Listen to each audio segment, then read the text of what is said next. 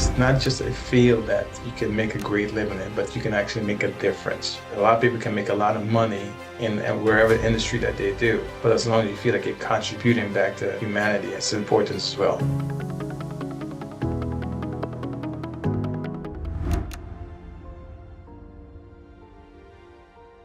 Thank you, staff, for the opportunity to speak to you guys as to my reasons and my whys into getting into the healthcare staffing field. I've been in the healthcare industry for 30 years, nurse for 20 plus odd years. I've worked pretty much independently for those entire years. I've actually started a home healthcare business prior, successful to a point, and wasn't getting as much clients as I was getting, prior to coming into the program. I was just looking for a way to pivot as well. I wasn't quite sure which directions to go, and I came across the video of Dr. Nicole via Facebook feed, and immediately I was just resonated with me. Some of the things she was saying. She also was a owner of a home healthcare industry, and the things that she'd been through that brought her to that position. And immediately I was just drawn and said, this is the way for me to pivot. I had a myopic view of just being in the home care space all this time, not really thinking of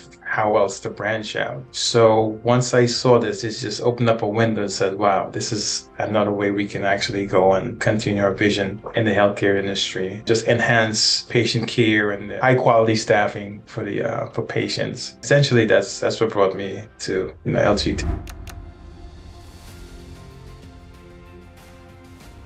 I think at heart, I was always somewhat of an entrepreneur. I love working for myself. It freed me to give the level of care that I wanted to and to interact with the patients the way I wanted to. Once I went independent and, just to form those bonds and relationships. At the end of the day, once you're a healthcare provider, you just want to provide quality care. That's why you get into the field. You tend to resonate more with your patients and they see it. A lot of times I get feedback. It's like, I said, I don't know what I'm doing, but I just feel like I'm just taking care of you the way I would want to be taken care of. And it's just second nature to me. Yes, and I think it all comes full circle, if you will, in terms of being in the staffing business. A lot of times you're a staff of a healthcare facility and this inadequate staffing, and a lot of times the frustration is there that you would like to spend more time with the patients, give them the kind of care that they require, and that's how I end up venturing into home care and more on a one-on-one basis. So that was part of frustration. So I think in terms of helping to facilitate and staff those facilities, knowing that they have a lack of staffing, it's actually full circle for me. So I love the fact that it's actually something she said, it's scalable. One of the fields that's more so scalable. And I saw this as more of an opportunity, if you will, than home care. It's somewhat limited, more regulated. And with the staffing industry, it just feels like you can go a lot higher, faster. And that's one of the things that I wanted to do in terms of, this level of my life. Having two young boys, I would actually like the opportunity to move a little faster. So a lot of those things that, she was saying that just resonated in terms of, just being able to scale the business much quicker and faster. Well, the vision is that it will give me more time to spend with my family. Ultimately, I have a lot more income to do that, even quality of life that we've been able to build and sustain, and to be able to build it bigger and better. One thing I always said about healthcare is that it's something you can do to make a difference. Michael Jordan always says, don't tell them that I would do this for free. I just love playing basketball. But the fact that you can make a great income doing it as well. I love taking care of people. I have my family members have been sick for many years. My mom was born with a heart condition. My grandmother was born with a heart condition. So I was always caring for them at certain levels,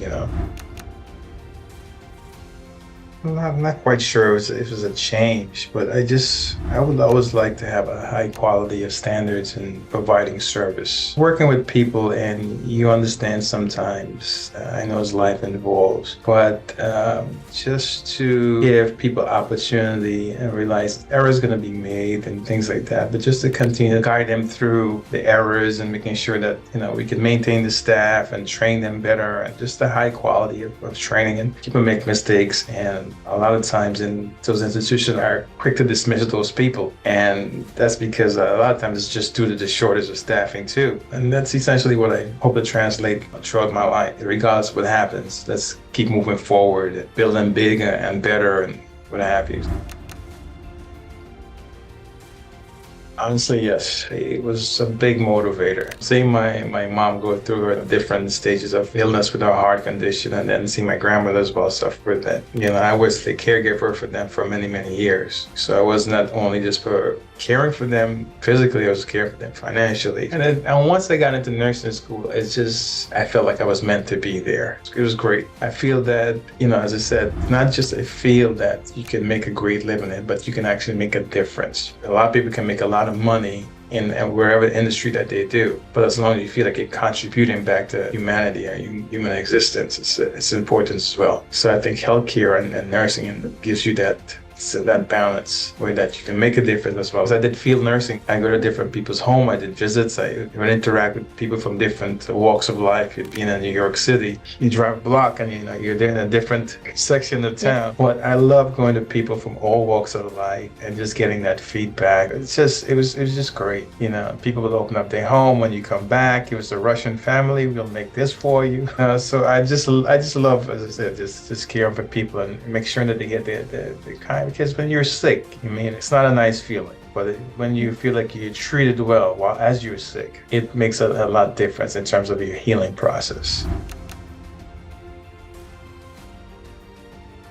Going through the program, it was actually very good. It was very good because there are different aspects of my business prior to being in home care that I actually had to learn on my own, and other things I wasn't quite privy to. There's always something you can learn every day. I think it was actually great in helping me, even in my current business knowledge, and bringing certain things together. So I really like the fact, the learning aspect of it too, in terms of what you can do in terms of business, and the fact that you guys had everything collaborated there and ready for us to go. It's actually very great. So I really enjoyed it. I really love learning too.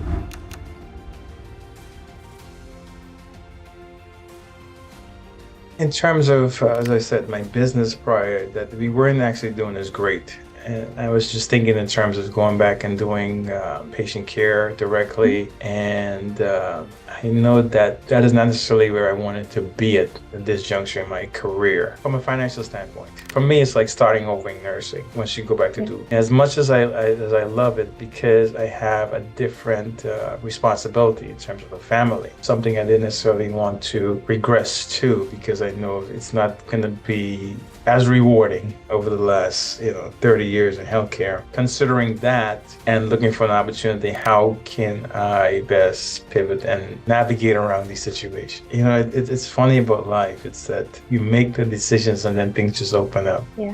It's having talking to my spouse and just telling this is just something I haven't been excited about starting a business since I started my own business.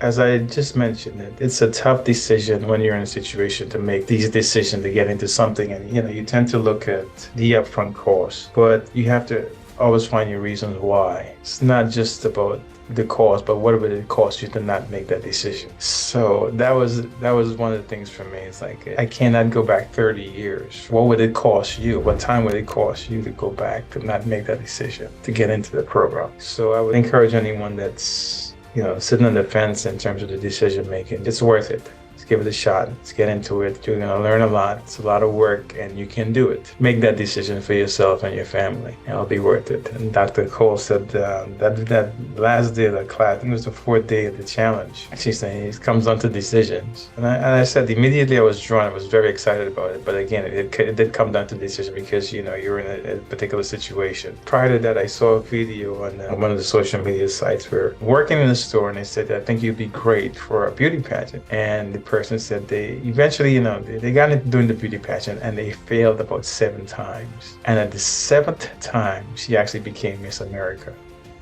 And the person that encouraged her, she said she failed all these times, but she just kept going.